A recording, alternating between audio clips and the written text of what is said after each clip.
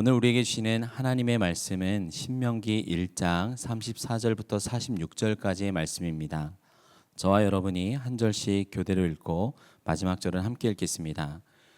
여호와께서 너희의 말소리를 들으시고 노하사 맹세하여 이르시되 이 악한 세대 사람들 중에는 내가 그들의 조상에게 주기로 맹세한 좋은 땅을 볼 자가 하나도 없으리라. 오직 여분네의 아들 갈렙은 온전히 여호와께 순종하였은즉 그는 그것을 볼 것이요 그가 밟은 땅을 내가 그와 그의 자손에게 주리라 하시고 여호와께서 너희 때문에 내게도 진노하사 이르시되 너도 그리로 들어가지 못하리라. 내 앞에 서 있는 눈의 아들 여호수아는 그리로 들어갈 것이니 너는 그를 담대하게 하라. 그가 이스라엘에게 그 땅을 기업으로 차지하게 하리라. 또 너희가 사로잡히리라 하던 너희의 아이들과 당시에 선악을 분별하지 못하던 너희의 자녀들도 그리로 들어갈 것이라. 내가 그 땅을 그들에게 주어 산업이 되게 하리라. 너희는 방향을 돌려 홍해길을 따라 광야로 들어갈지니라 하시매 너희가 대답하여 내게 이르기를 우리가 여호와께 범죄하여 싸우니 우리 하나님께서 우리에게 명령하신 대로 우리가 올라가서 싸우리이다 하고 너희가 각각 무기를 가지고 경솔히 산지로 올라가려 할 때 여호와께서 내게 이르시되 너는 그들에게 이르기를 너희는 올라가지 말라 싸우지도 말라 내가 너희 중에 있지 아니하니 너희가 대적에게 패할까 하노라 하시기로 내가 너희에게 말하였으나 너희가 듣지 아니하고 여호와의 명령을 거역하고 거리낌 없이 산지로 올라가매 그 산지에 거주하는 아모리 족속이 너희에게 마주 나와 벌떼같이 너희를 쫓아 세일산에서 쳐서 호르마까지 이른지라. 너희가 돌아와 여호와 앞에서 통곡하나 여호와께서 너희의 소리를 듣지 아니하시며 너희에게 귀를 기울이지 아니하셨으므로 함께 읽겠습니다. 너희가 가데스에 여러 날 동안 머물렀나니 곧 너희가 그곳에 머물던 날 수되느니라. 우리는 어제 바란 광야에서 출발한 12정탐꾼들이 정탐을 마치고 돌아와 보고하는 내용을 보았습니다. 가나안 땅은 하나님께서 약속하셨던 대로 아주 먹음직한 과일들이 풍성하게 맺히는 좋은 땅이었습니다. 하지만 10명의 정탐꾼들의 보고는 너무나 부정적이었죠. 각 지파를 대표하는 자들이 하나같이 부정적으로 말하니까 이스라엘 민족의 반응이 어땠을까요? 이스라엘 백성들은 하나님의 약속보다 이들의 말을 더 신뢰했습니다. 우리는 이미 어떤 리더가 영적인 참 리더인지 지난 시간들을 통해서 배웠는데요. 하나님의 말씀 앞에 현실과 자신을 분명히 인식하면서도 약속을 이루실 하나님을 믿고 나아가는 자가 참된 리더입니다. 단순히 긍정하는 것을 넘어서 하나님과 믿음의 동역자들과 함께 걸어가는 자들인 거죠. 그러나 지금 잘못된 리더를 따르는 백성들은 다시는 돌이킬 수 없는 말까지 내뱉고 말았습니다. 우리가 애굽 땅에서 죽었거나 이 광야에서 죽었으면 좋았을 텐데 어찌하여 하나님은 우리를 가나안 땅으로 인도하여 죽게 하시는가? 결국 우리의 아내와 자녀들은 다 사로잡힐 것이다. 그리고 마지막으로는 우리가 애굽으로 돌아가자라고 말했습니다. 이런 최악의 말까지 하였죠. 제가 새벽마다 꼭 기도하는 내용이 있는데요. 그것은 오늘 하루 가운데 제 말에 실수가 없게 하여 주세요라는 말입니다.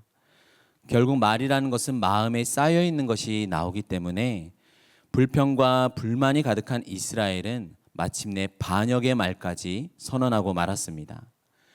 이스라엘은 반드시 기억해야 했습니다. 그들은 지난 400년 동안 애굽에서 종노릇하며 고통 속에서 하나님 제발 살려주세요라고 부르짖었던 비참함을 기억해야 했습니다. 또한 하나님께서 기적적으로 홍해를 건너게 하시고 큰 승리를 주신 것을 기억해야만 했습니다. 그때 기뻐하며 춤추고 승리를 노래했던 모습은 어디로 사라져 버린 걸까요? 그때나 지금이나 놀라운 하나님의 능력과 영광은 여전히 그대로였습니다. 그럼에도 불구하고 이스라엘은 정탐꾼의 보고에만 반응하며 온 회중이 밤새 통곡하며 크게 원망했습니다. 불신앙을 넘어 애굽으로 돌아가자라는 반역의 선언은 하나님의 구원 역사를 원점으로 만들고 하나님 나라가 이 세상에 도래하게 되는 것을 막는 아주 악한 행동이었습니다. 오늘 본문의 장면이 눈앞에 그려지십니까? 지금 모세와 아론은 이스라엘의 온 회중 앞에 엎드려 있습니다. 그것을 참다 못한 갈렙과 여호수아가 나섰죠. 그들은 스스로 옷을 찢으며 온 이스라엘 회중에게 말했습니다. 너희가 도대체 무슨 말을 하는 거냐? 여호와 하나님께서 기뻐하시면 우리를 그 아름다운 땅으로 인도하시고 우리에게 주실 것이다. 여호와의 말씀을 거역하지 마라. 하나님께서 우리와 함께 하신다. 두려워 말아라. 이 말을 들은 모든 백성들이 갑자기 마음이 막 숙연해지고 모두 회개했죠? 아닙니다. 온 회중은 돌을 들어 이들을 치려고 했습니다. 언제나 진리를 말하려 하는 것은 아주 외로운 싸움입니다. 우리가 진리를 말해도 대적자가 생기고 거짓을 말해도 추종자가 생길 수 있다는 사실을 알아야 합니다. 율법에서는 여호와의 이름을 모독하는 자는 반드시 죽일지니 온 회중이 돌을 들어 그를 칠 것이라 라고 했는데 지금 상황은 정반대입니다. 온 회중이 여호와의 이름을 모독하고 있습니다. 그러면 어떡하죠? 갈렙과 여호수아가 온 회중을 돌로 쳐야 할 상황인데 그러기엔 너무 숫자와 힘이 밀립니다. 참된 하나님의 백성에게 죽음의 위기가 찾아오고 애굽으로 돌아가자라는 백성들의 욕망이 드러나자 드디어 하나님께서 직접 행동하셨습니다. 34절, 35절을 함께 읽겠습니다.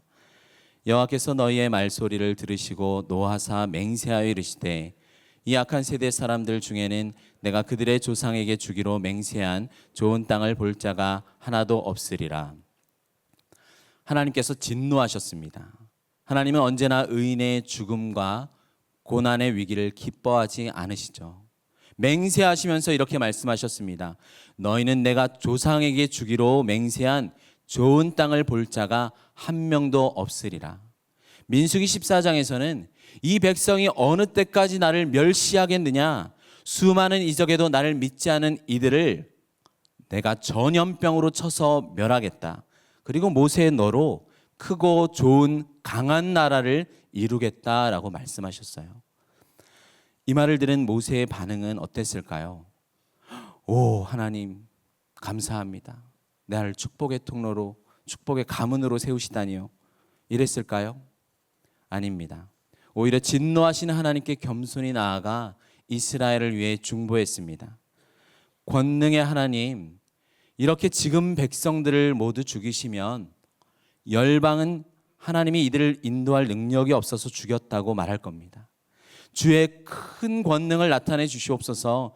제발 지금까지 참으셨던 대로 크신 사랑과 인자로 이들의 죄를 용서해 주시옵소서라고 했어요. 모세는 하나님께서 주셨던 약속과 이루신 일들을 말씀드리면서 오히려 이스라엘과 세상 열방에 하나님의 영광이 나타나지 않게 될 것을 염려하였습니다. 모세의 자세가 참 놀랍죠. 그리스도인은 나만 복받고 나만 잘 사는 것을 기뻐하는 자가 아닌 겁니다. 하나님의 영광이 높이 들리지 않는 것을 가장 슬퍼하고 이것을 위해서는 세상적인 형통조차 거절하는 자가 되어야 합니다.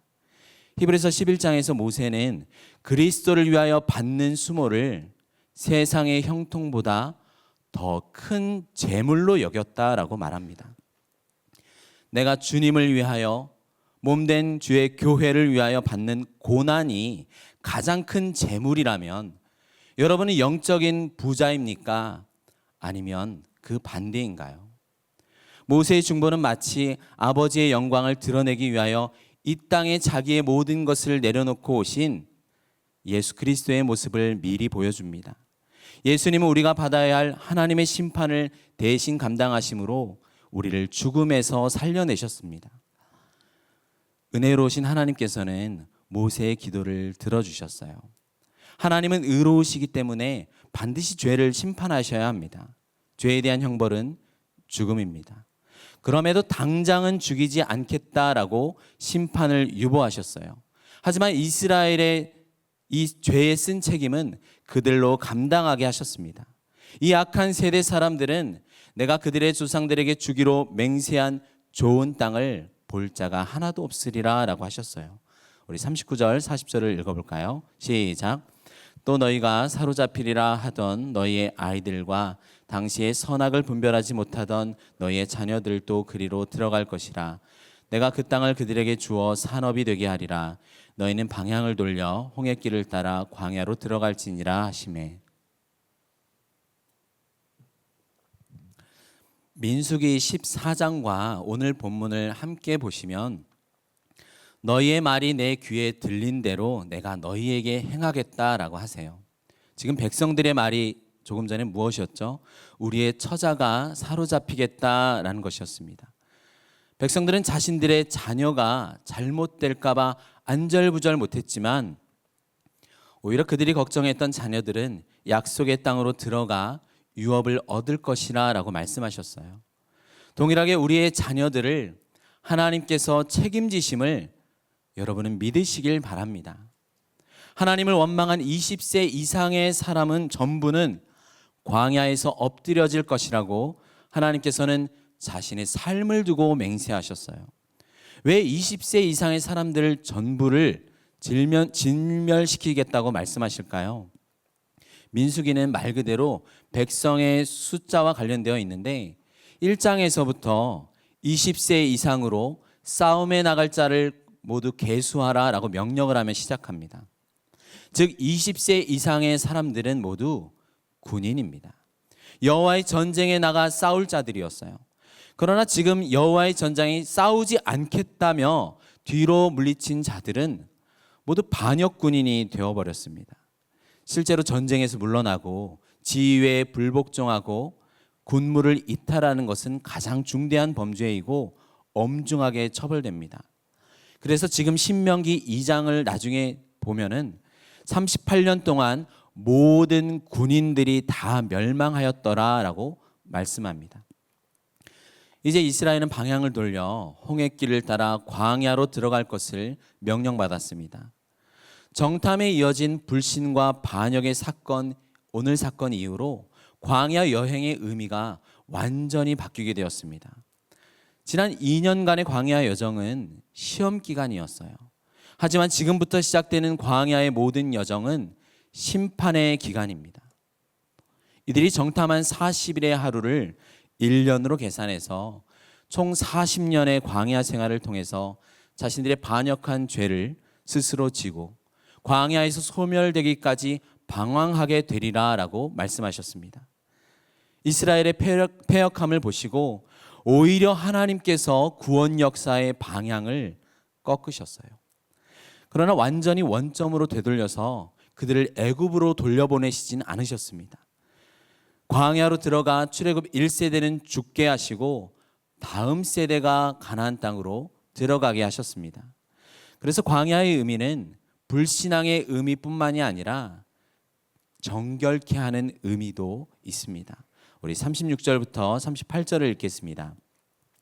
오직 여분네의 아들 갈렙은 온전히 여호와께 순종하였은즉 그는 그것을 볼 것이요 그가 밟은 땅을 내가 그와 그의 자손에게 주리라 하시고 여호와께서 너희 때문에 내게도 진노하사 이르시되 너도 그리로 들어가지 못하리라. 내 앞에 서 있는 눈의 아들 여호수아는 그리로 들어갈 것이니 너는 그를 담대하게 하라. 그가 이스라엘에게 그 땅을 기업으로 차지하게 하리라. 40년이 지나면 당시 첫 정탐의 20세 미만의 자녀들이었던 광야 2세대들과 광야에서 태어난 3세대를 이끌고 나갈 자를 소개하십니다. 그는 바로 갈렙과 여호수아였습니다. 오직 유다 지파의 갈렙은 온 회중과 다르게 다른 정탐꾼들과도 다르게 여호와께 온전히 순종하였습니다.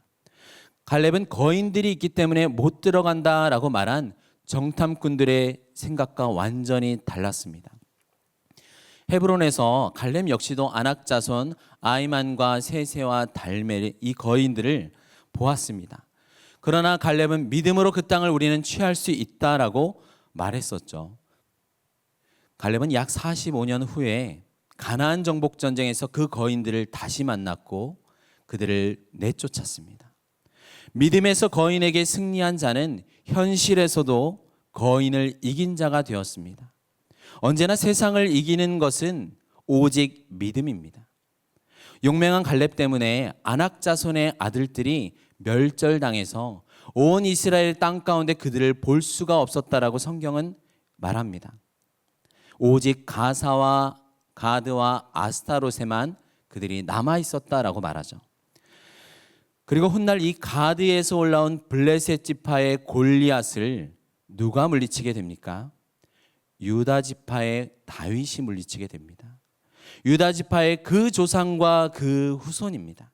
이 구원의 역사는 훗날 유다의 사자로 오신 죄와 사망과 사탄을 물리치시고 온 우주의 왕이 되시는 예수 그리스도에게서 놀랍게 완성이 됩니다. 한편으로 37절은 모세가 약속의 땅으로 들어가지 못하게 되었다는 아주 참으로 안타까운, 한편으로는 이해하기에 다소 어려운 말씀이기도 합니다. 민수기를 보면 모세를 향해서 고라 자손들이 불평을 쏟아내고 반역을 하죠. 그리고 이어진 백성들의 계속되는 원망과 불평 속에서 무리바에서 물이 없어 우리를 죽게 하려고 이곳까지 인도했냐? 라고 말하는 원망의 사건들이 연이어서 등장하고 있습니다. 모세도 사람인데 많이 지치고 스트레스가 극에 달했을 거예요. 그러나 은혜를 하나님은 명령하셨는데 그것과 다르게 모세는 자신의 분노 가운데서 우리가 너희에게 물을 주랴 하면서 반석을 2번 치게 됩니다. 이것은 아무 자격 없는 죄인에게 은혜를 베푸셔서 죄를 용서하시고 마침내 죄인을 거룩하게 하실 하나님의 거룩을 모세가 드러내지 못했다라고 성경이 말합니다. 우리가 언뜻 생각하면 모세의 입장이 인간적으로 이해가 됩니다. 하지만 고린도전서 10장에서 모세가 친 이 반석이 바로 그리스도였다라고 성경이 해석을 해줍니다. 그래서 모세가 반석을 2번 친 사건은 영단번에 이루신 그리스도의 속죄 사역이 마치 충분하지 않은 것처럼 순환을 반복해서 진행한 불신앙의 사건이었다라고 많은 학자들은 해석합니다. 죄인을 용서하시고 값없이 구원을 주시는 하나님의 은혜만이 충만하고 이것으로 충분함에도 불구하고 모세는 사람의 행위를 더 드러냈다라는 것이죠. 이 모세의 죄가 역사 속에서 계속 반복되어 나타나는 것이 바로 천주교의 미사입니다. 우리가 흔히 미사하면 되게 좋은 것 같지만 우리가 생각하는 것과는 많이 다릅니다. 카톨릭 교리서 자체에서 정의하는 미사의 내용이 무엇이냐면 그리스도의 십자가 희생이 지금도 나타나는 것으로 단 한 번 드려졌던 그리스도의 제사를 매 순간 지속적으로 재현하는 것을 미사다라고 정의하고 있습니다. 그래서 천주교의 미사는 이 기독교에서 하나님이 한 번 하신 그 영원한 제사를 선포하고 이것으로 충분하다라고 말하는 기독교의 설교와는 아주 다른 내용입니다. 천주교는 구약의 제사의 연속성으로 사제가 제사장이 되어서 단번에 드려진 그리스도의 제사를 그 시간에 반복하여 재현하는 것이죠. 결국 은혜가 아닌 행위입니다. 그래서 루터와 칼빈 같은 수많은 종교개혁자들은 이 카톨릭의 미사를 비판하고 이 모세의 사건과 미사는 유사하다라고 말했습니다. 그리고 모세는 율법의 상징적인 인물입니다. 모세가 이스라엘 백성을 이끌고 약속의 땅으로 결국 들어가지 못했다라는 것은 가나안 입성은 죄인이 율법을 지킴으로 성취하고 얻어낼 수 없다는 사실을 우리에게 가르쳐 줍니다. 또 다른 정탐꾼이었던 모세의 종이었고 모세의 뒤를 이은 지도자 여호수아는 이제 다음 세대를 이끌고 가나안 땅으로 들어가게 됩니다. 여호수아의 히브리어 이름이 헬라어로는 이에수스, 한글로는 예수로 번역됩니다. 이것은 이스라엘 백성이 약속의 땅으로 들어가는 것이 율법이 아니라 예수로 말미암은 은혜의 결과임을 미리 보여주는 것입니다. 여호수아와 갈렙과 여호수아 이 두 정탐꾼은 인종적으로도 참 중요합니다. 유다 지파의 갈렙은 민수기에 보면 그나스 사람 여분네의 아들이라고 소개합니다. 여러분, 창세기에서 그나스는 가나안 이방 족속 가운데 하나입니다.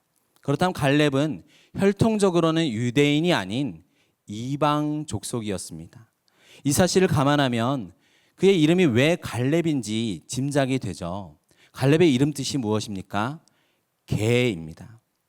이스라엘 이방인들을 보통 이방의 개들이라고 모욕적으로 불렀습니다. 이방인 중에서 이스라엘 회중으로 받아들여진 다른 사람들과 마찬가지로 이 이방의 개 갈렙은 장차 왕의 지파가 될 유다 지파 가운데 은혜로 받아들여진 자입니다.